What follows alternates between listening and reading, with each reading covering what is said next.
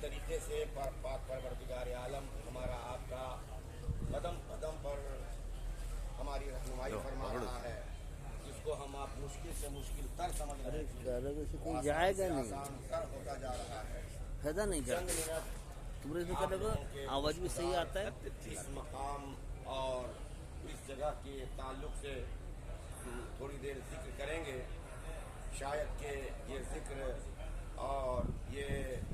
گفتگو اللہ کی بارگاہ میں مقبول ہو جائے، مستجاب ہو جائے۔ اور میری دعا یہی ہے کہ سارے حجاج کرام جو جگہ جگہ سے ملک بیرون ملک ہر ملک سے جو آئے ہیں، سبوں کے حج کو اللہ حج مبرور و حج مقبول عطا فرمائے، آمین۔ اور اس حج مبرور و مقبول کے صدقے میں پاک پروردگار ہم تمام لوگوں کے آباء و اجداد اور اہل خاندان کی مغفرت فرمائے، آمین۔ نحمدہ ونصلی ونسلم علی رسولہ الکریم،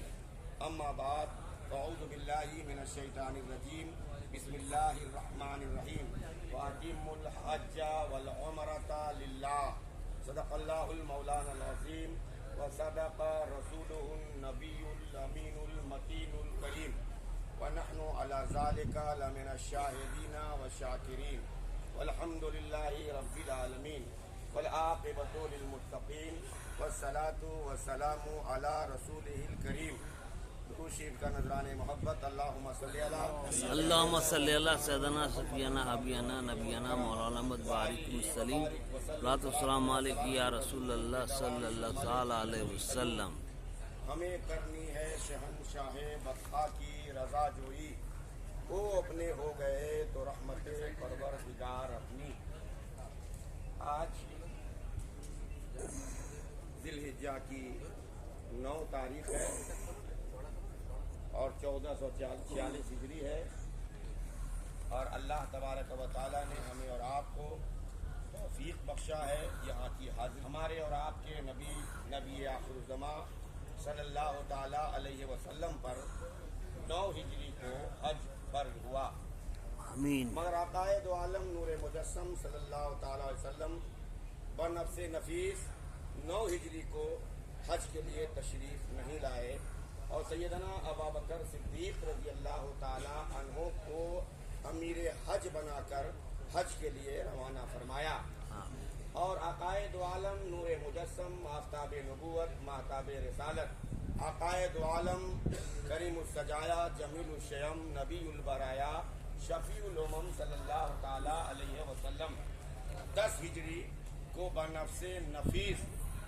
مدینہ منورہ سے ارادہ بنایا، اور صحابہ کرام کے بیچ میں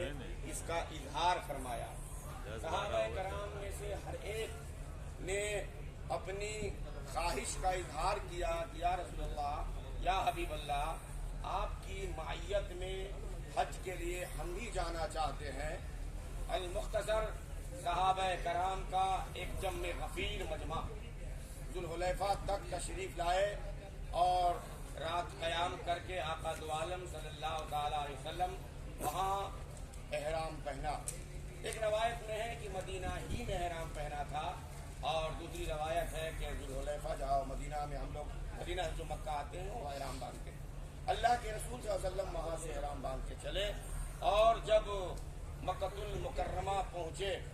اور مکہ المکرمہ پہنچنے کے بعد یہ جو اللہ کے حبیب صلی اللہ تعالی وسلم نے جو حج کا عمل شروع کیا 8 ذی الحجہ سے، جو آج ہم آپ سب 8 ذی الحجہ کو یعنی کل یا اس سے پہلے 8 کی تاریخ کو رات کو سب احرام پہن کر اپنی اپنی سہولیت کے مطابق معلم آپ کو ہم کو مینا لایا، اور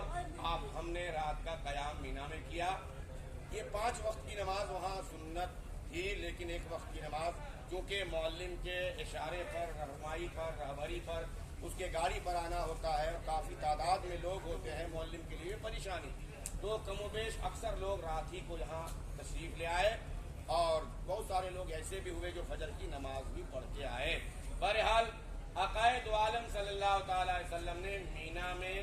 8 تاریخ 8 ذی الحجہ کو 5 وقت کی نماز، 8 اور 9 ملا کے 5 وقت کی نماز پڑھی ہے، یعنی ظہر، عصر، مغرب، عشاء، فجر 10 کی۔ تو وہاں سنت مؤکدہ ہے،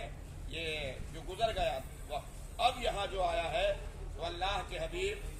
ہمارے اور آپ کے طبیب صلی اللہ تعالی علیہ وسلم 9 ذی الحجہ کو یہ عرفات کے میدان میں اللہ کے حبیب نے 2-3 جگہ وقوف فرمایا اور اس میں خطبہ بھی دیا. جہاں پر ابھی مسجد نمرہ ہے وہاں کھلا ہوا میدان تھا. آقائے دو عالم صلی اللہ تعالی علیہ وسلم نے جہاں مسجد نمرہ ہے ظہر کے وقت میں ظہر کی نماز اور اسی کے نماز کے بعد ہی بعد عصر کی نماز پڑھائی، یعنی دونوں نماز کو متصل فرمایا، اتصال کے ساتھ نماز فرمائی، نماز جماعت کے ساتھ ظہر اور عصر کی نماز. اب اس بات پر غور کیجئے کہ ظہر کا وقت ہوتا ہے، عصر کا وقت عصر کا ہوتا ہے، اور تاریخ بتاتی ہے کہ آقائے دو عالم نبیوں کے سردار امام الانبیاء طٰہٰ و یاسین، مدثر و مزمل، پیغمبر مساوات، رہنماء انقلاب، دائم انس و امن، آشتی صادق، مخبر برحق، پاکیزہ رہنما،